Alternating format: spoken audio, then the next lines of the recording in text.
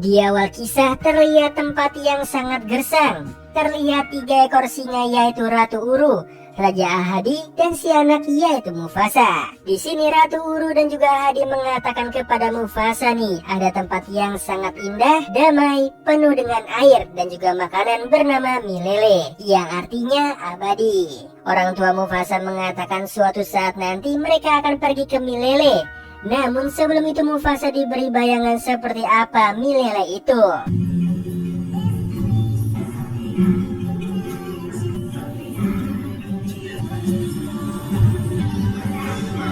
Singkat cerita, tiba-tiba hujan pun datang. Mereka dan para hewan lainnya sangat senang nih. Akhirnya ada pasokan air di dataran mereka.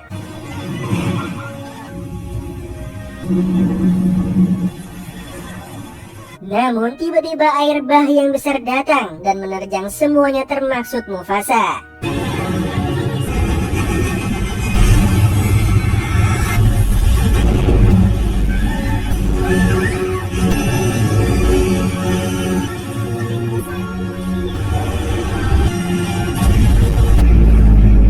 Sayangnya di situ Mufasa harus terpisah dengan kedua orang tuanya dan terbawa arus jauh entah kemana.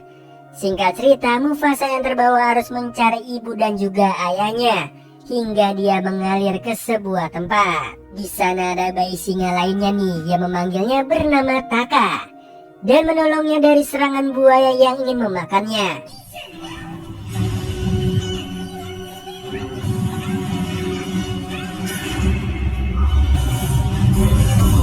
Kemudian datanglah ibu Taka bernama Esi yang mengatakan Mufasa tidak boleh ikut dengannya nih karena dia adalah singa dari wilayah luar dan ayahnya Taka tidak akan bisa menerimanya. Di situ Mufasa mengatakan dirinya terpisah dengan orang tuanya sehingga Esi merasakan kasihan dengannya dan membawa Mufasa ke kawanan. Sesampainya di kawanan, ayah Taka bernama Obasi marah mengapa mereka membawa anak singa liar ke sini. Dia juga mengatakan Mufasa harus segera dimakan karena dia bukanlah kaum mereka. Namun di situ Taka membela Mufasa nih bahwa Mufasa adalah singa yang baik. Taka ingin Mufasa menjadi saudaranya.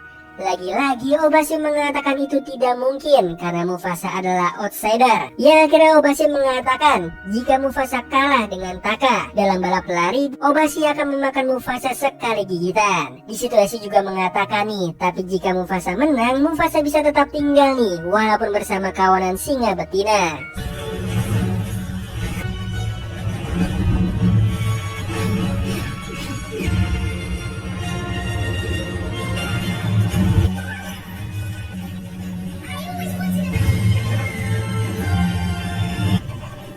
Yang pada akhirnya Mufasa bisa mengalahkan Taka, walaupun di situ terlihat Taka sengaja mengalah kepada Mufasa agar dirinya bisa tinggal bersama dengan Mufasa sebagai saudara. Singkat cerita, mereka berdua tinggal bersama dan tumbuh menjadi 2 singa dewasa. Namun di situ Obasi masih tetap menganggap Mufasa adalah singa liar yang tidak pantas hidup bersama kaumnya. Obasi juga mengatakan Taka akan menjadi raja selanjutnya. Jika dia terus bersama Mufasa, dia akan dikhianati oleh Mufasa. Di situ terlihat Mufasa tinggal bersama kaum betina nih dan dirawat dengan baik oleh Esi. Esi juga mengajarkan kepada Mufasa insting dari para betina yang bisa merasakan keberadaan sesuatu hal dari jarak jauh. Dan Mufasa bisa menguasai itu semua dan merasakan keberadaan keluarganya. Esi mengatakan nih dia bisa terus mencari keluarganya dengan skill yang ia punya itu dan tidak dimiliki oleh pejantan singa lainnya. Itu juga bisa meyakinkan Obasi nih agar dirinya bisa diterima.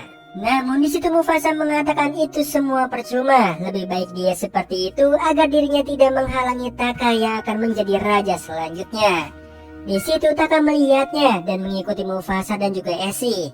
Taka melihat ada 2 ekor singa putih nih yang sedang mengawasi Mufasa. Ketika 2 singa itu menyerang, Esi menyuruh Mufasa untuk kabur. Namun dengan beraninya Mufasa menahan kedua singa itu dan melindungi Esi. Sedangkan Taka terlihat takut dan lari. Itu semua dilihat nih oleh ibunya Esi.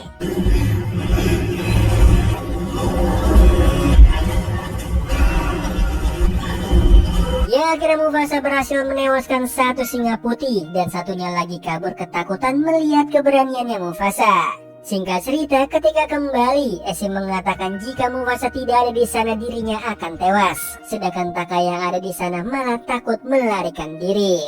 Obasi yang mendengarnya mulai menerima keberaniannya Mufasa. Dengan keahlian instingnya, Mufasa mengatakan bahwa kawanan singa putih akan kembali datang untuk menyerang. Di sisi lain, satu singa yang tewas tadi adalah anak dari pemimpin singa putih bernama Kiros. Dan dia sangat marah nih karena putranya telah tewas di tangan Mufasa dan mereka akan mencarinya untuk balas dendam. Malam harinya, Obasi menasihati Taka nih yang merasa takut akibat kejadian tadi. Obasi mengatakan sebagai pewaris raja singa harus melawan ketakutan dalam dirinya. Itulah tanggung jawab dari sang raja. Mendengar itu, Taka mengatakan nih dirinya bukanlah raja tapi hanya seekor anak raja. Kemudian datanglah singa lain nih mengatakan bahwa singa putih akan balas dendam dan datang ke sana.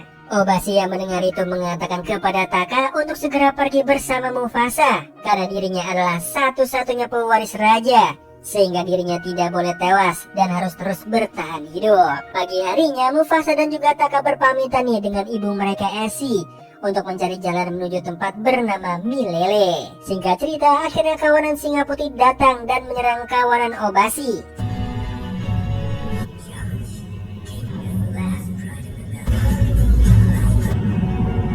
Di perjalanan, tiba-tiba Mufasa dan Taka melihat para burung yang berteberangan. Ternyata itu tanda kawanan singa putih sedang mengejar mereka berdua.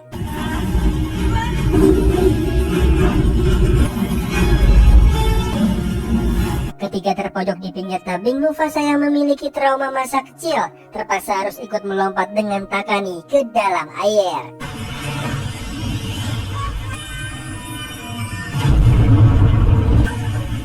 Namun satu singa putih ikut terjun dan mengejar mereka. Namun tiba-tiba ada buaya yang memakannya sehingga Mufasa dan Taka harus terbawa arus. Singkat cerita, ternyata Mufasa dan Taka selamat. Di tengah perjalanan mereka bertemu nih dengan singa betina bernama Nala dan seekor burung. Dia ini juga sedang mencari tempat yang lebih baik karena tempat sebelumnya sudah diserang oleh kawanan singa putih. Di situ Taka memperkenalkan diri dan mengajak Nala untuk bergabung bersama mereka.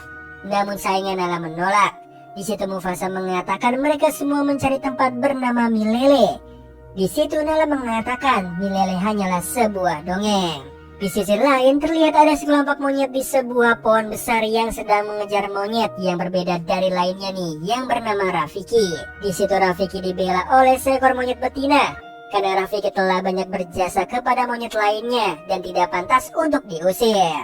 Namun di situ Rafiki mengatakan inilah saatnya untuk dirinya mencari tempat di mana keluarganya berasal.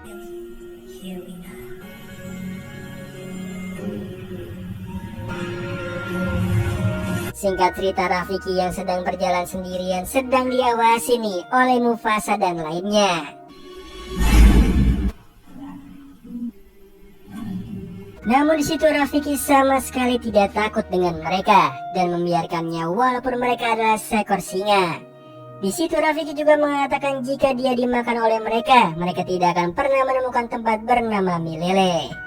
Mendengar itu Mufasa dan lainnya kaget mengapa Rafiki bisa mengetahuinya. Di situ Rafiki menjelaskan dirinya akan pergi ke sana karena beberapa kali dirinya pernah sampai di sana walaupun itu hanya di dalam mimpi.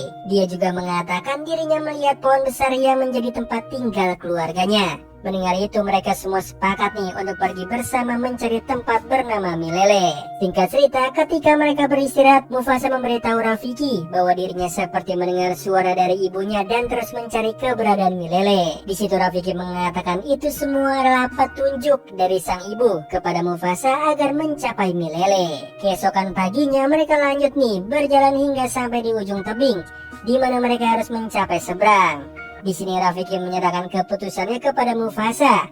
Mereka harus lewat jalur atas atau lewat jalur tebing bawah. Mufasa yang mengingat perkataan Esi akan memilih jalur tebing bawah. Namun di situ Nala menanyakan alasannya.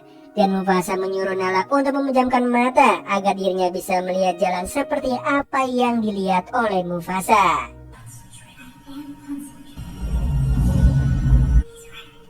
Nala pun yang melihatnya setuju nih untuk pergi ke bawah tebing. Singkat cerita, ternyata Taka menyukai Nala dan memberitahu Mufasa cara mendekati Nala. Dan Mufasa mengajarinya nih dengan mengatakan bahwa bau Nala seperti sebuah dog flower. Ketika Taka mengatakan itu kepada Nala, Nala merasa takjub. Taka bisa mencium bau dog flower yang mana tempat bunga itu berasal dari sangat jauh. Sehingga Nala mengira Taka memiliki kemampuan insting seperti Mufasa. Singkat cerita, sesampainya di atas tebing seberang, terdapat kawanan migrasi gajah. Dibarengi dengan kedatangan dari kawanan singa putih di seberang tebing. Yang awalnya mereka mengira tidak bisa mengejar karena berada di seberang. Namun mereka terkejut, para singa putih memilih jalan melompat menuju ke seberang.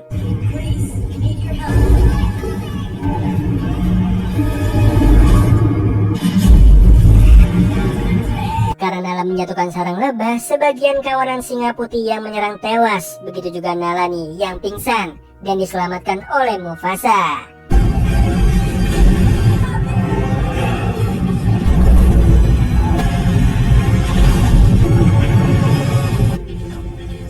Singkat cerita, Rafiki mencoba untuk membangunkan Nala dan untungnya Nala masih hidup. Di situ Rafiki juga memberitahu Nala nih bahwa dirinya diselamatkan oleh salah satu dari kedua singa. Namun di situ Mufasa yang menyelamatkan Nala malah memberitahu bahwa yang menyelamatkan Nala adalah Taka.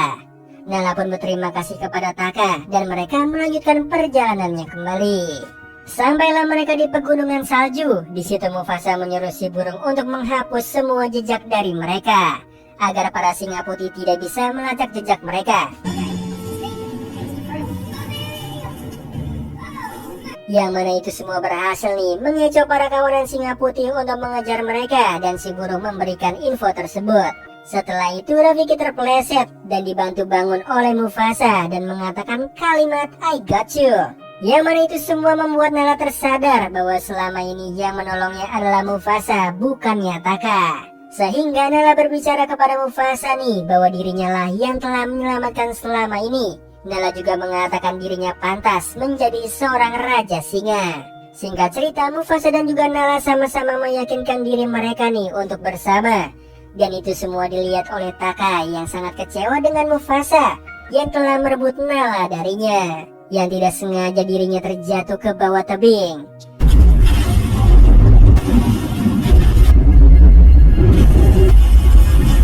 Dan dirinya melihat kawanan singa putih di sana. Karena dendam kepada Mufasa, dirinya memberanikan diri untuk mendekati kawanan Kiros. Di situ Mufasa akan membantu Kiros nih untuk menangkap Mufasa. Di situ Taka akan membantu Kiros nih untuk menangkap Mufasa yang telah menewaskan anaknya. Singkat cerita, akhirnya mereka sampai nih di tempat yang mereka cari, yaitu Milele.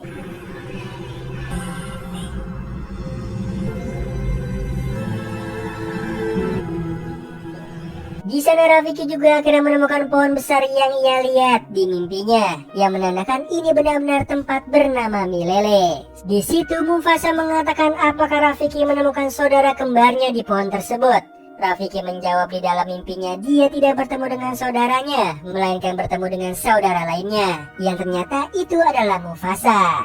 Singkat cerita, para hewan mendekati Mufasa dan salah satu jerapah mengenali Mufasa nih, karena para kawanan singa putih sedang mengejarnya.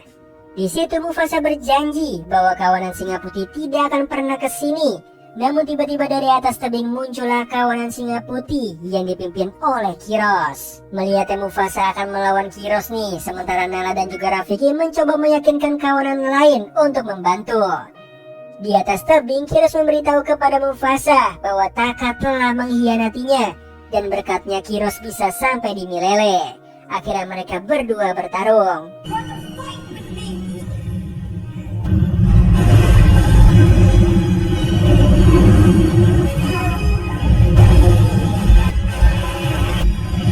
Ketika Mufasa berhasil lari dari Kiros, dia mencoba membujuk semua hewan untuk membantunya. Itu semua dilakukan agar Milele tetap menjadi tempat tinggal mereka dan tidak akan dikuasai oleh para singa putih.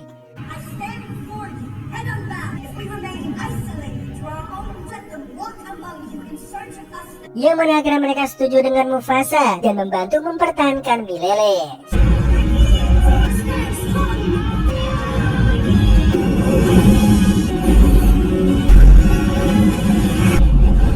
Singkat cerita, Mufasa yang terjatuh ke dalam tebing bertemu kembali nih dengan Kiros dan bertarung kembali.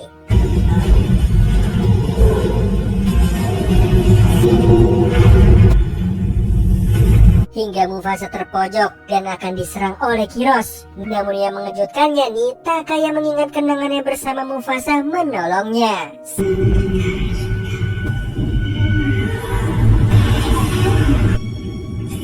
Yang mana itulah awal mula Taka mendapatkan tanda Scar di matanya. Sementara itu, kerusuhan yang terjadi membuat gemuruh gempa, yang mana tebing di atas Mufasa terbelah dan hancur.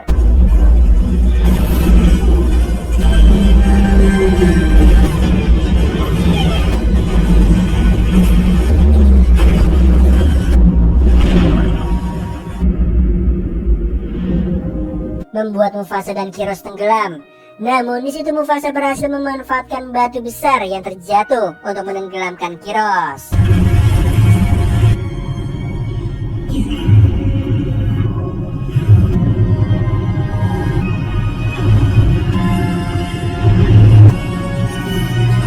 Akhirnya Mufasa menang dan dia sekali lagi diselamatkan nih oleh Taka. Singkat cerita, akhirnya mereka berhasil menang dari kawanan singa putih dan seluruh hewan memberikan hormat kepada Mufasa sebagai raja singa yang baru.